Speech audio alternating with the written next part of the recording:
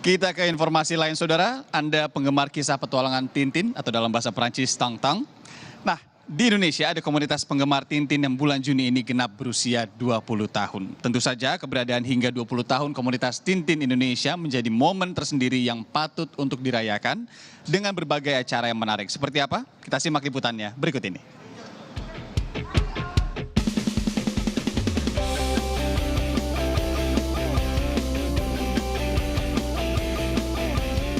Genap berusia 20 tahun, komunitas Tintin Indonesia menggelar silaturahmi dengan anggotanya untuk menyambut hari ulang tahun ke-20 pada 13 Juni 2023. Selain ramah tamah, acara ini juga memamerkan koleksi para anggota komunitas Tintin Indonesia. Pameran memorabilia karakter Tintin dan sahabat dipajang di Aula Perpustakaan HB Yasin, Taman Ismail Marzuki, Menteng, Jakarta.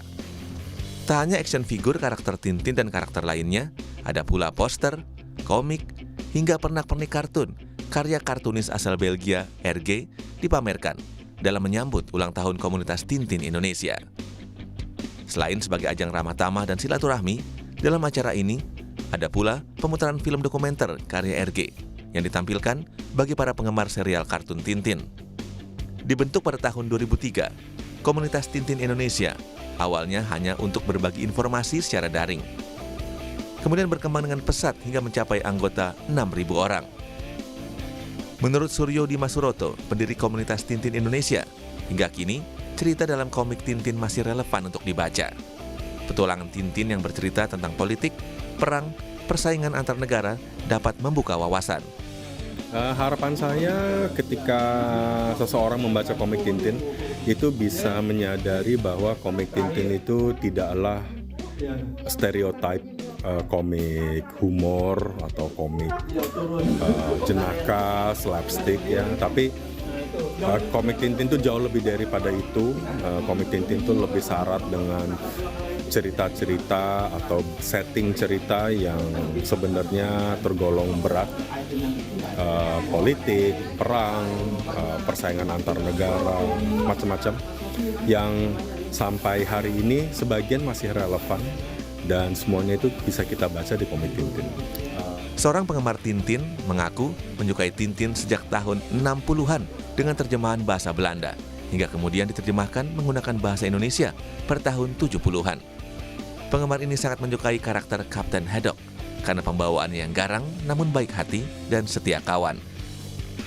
Ya, saya senang dengan Kapten Haddock karena Kapten Haddock itu manusiawi, teman baiknya Tintin, setia kawan, walaupun kelihatannya garang, walaupun sering marah-marah, tapi sebenarnya hatinya baik, selalu menolong orang dan mempunyai simpati dan empati terhadap orang lain.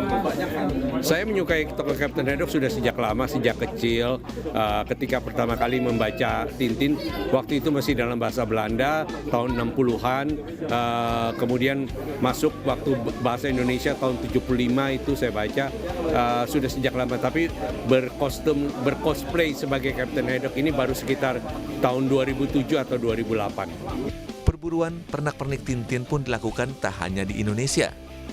Salah seorang kolektor bahkan mencari hingga ke Eropa, tentunya dengan harga yang tergolong tidak murah.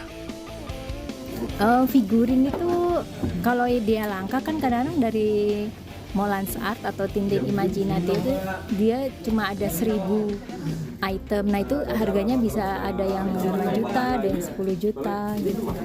Kalau saya biasanya beli langsung ke Tintin shopnya, jadi kadang-kadang ya di Brussel nggak ada, saya nyari ke Portugal, nyari ke Perancis gitu, pokoknya nyari aja. Kadang-kadang toko satu dan toko lainnya koleksinya berbeda. Melalui komunitas Tintin Indonesia ini, mereka berharap dapat terus berbagi informasi untuk melengkapi koleksinya serta ajang silaturahmi sesama penggemar Tintin. Harko Sutyono, Kompas TV, Jakarta.